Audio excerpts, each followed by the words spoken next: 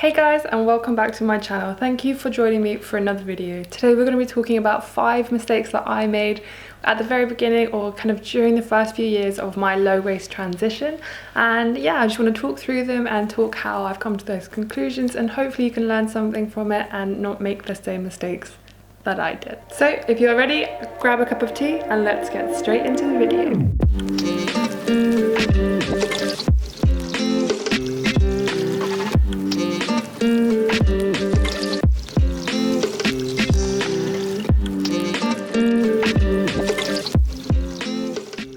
Okay, so the first one is I threw out a lot of my plastic Tupperware because I read loads of stuff that said that plastic was really bad in terms of using it for food, and I thought the best thing to do would be just to get rid of it. So I threw away perfectly good stuff. Instead of thinking about other uses, if I didn't want to use it for food in case of BPA leaching and all that kind of stuff, I just was really lazy about it, and I just thought genuinely the best thing to do would be to get rid of them, to either recycle them or to donate them or simply just to throw them away. And this is such a fundamental mistake because plastic Tupperwares are obviously really hard wearing. Like, we know how hard wearing plastic is, and I could have used them for other things. Now, if I have some plastic Tupperware, which obviously I still do, because I didn't get rid of every single one of them, I will use them to organize things like wires, or just a general organization, or even just to hold dried goods because there can be no leach in there. But yeah, there are other ways to reuse stuff, and definitely don't give up all your plastic Tupperware. And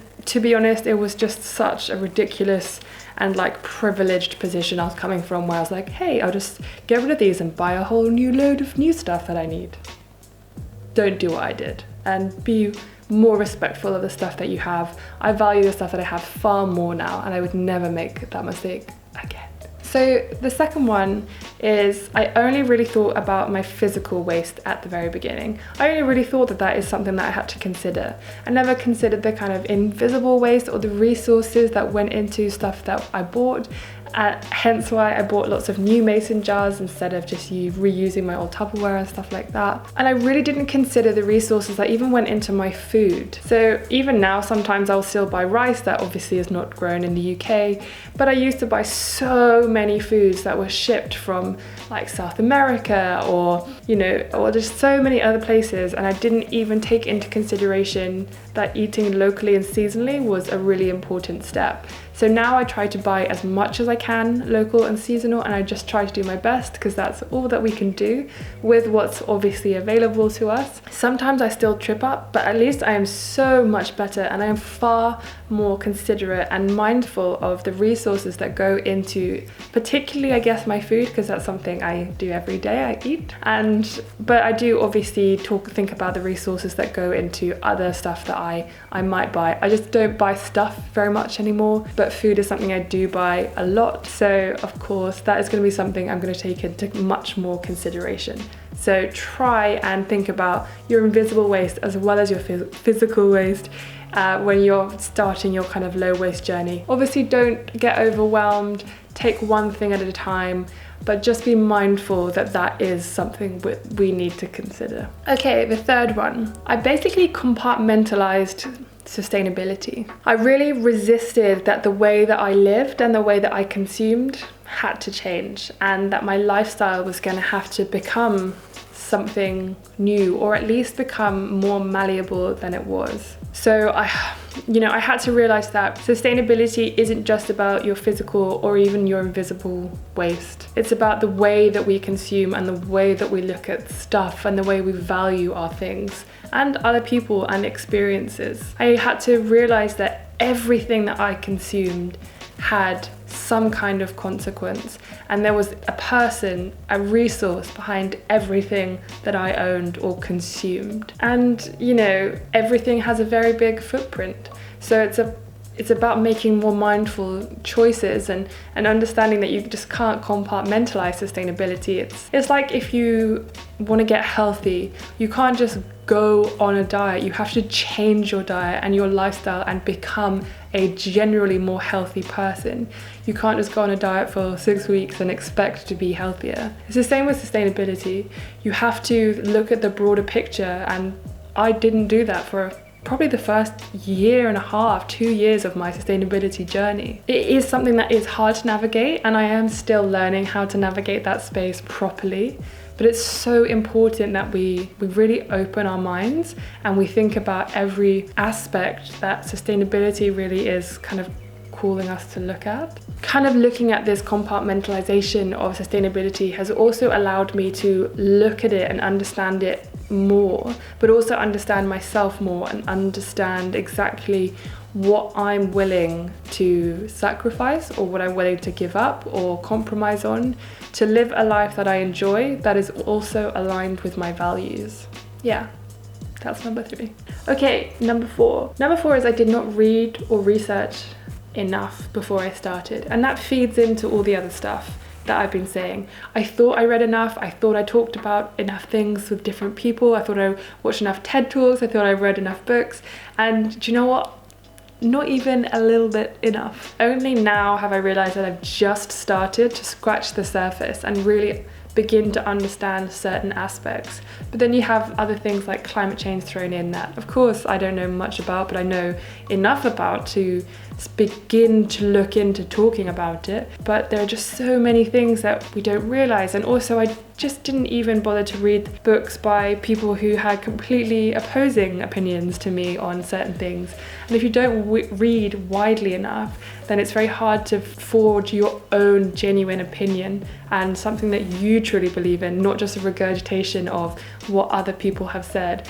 And that definitely was my activism at the beginning. It was just a regurgitation of what I'd read elsewhere from a very small niche group of people, and that was just awful. And I didn't, it made me realize when I started reading much more widely how many different people are impacted by climate change. It was just a whirlwind, fully trying to understand my place. Yeah, it's just do your research. Seriously, read really widely. Check out my reading list on Goodreads. I started putting up everything that I'm reading there, and it's really opened my eyes, and it's really important that you also read like science articles and science journals, and ensuring that you're looking at the real data and you're not just kind of reading Guardian articles that tell you one thing and And the last thing, number 5, is I bought so many things that I needed. You don't need anything to reduce your waste. I think this word need really needs to be interrogated and investigated a lot more. The way that we perceive how we need things is different depending on our circumstances. I am incredibly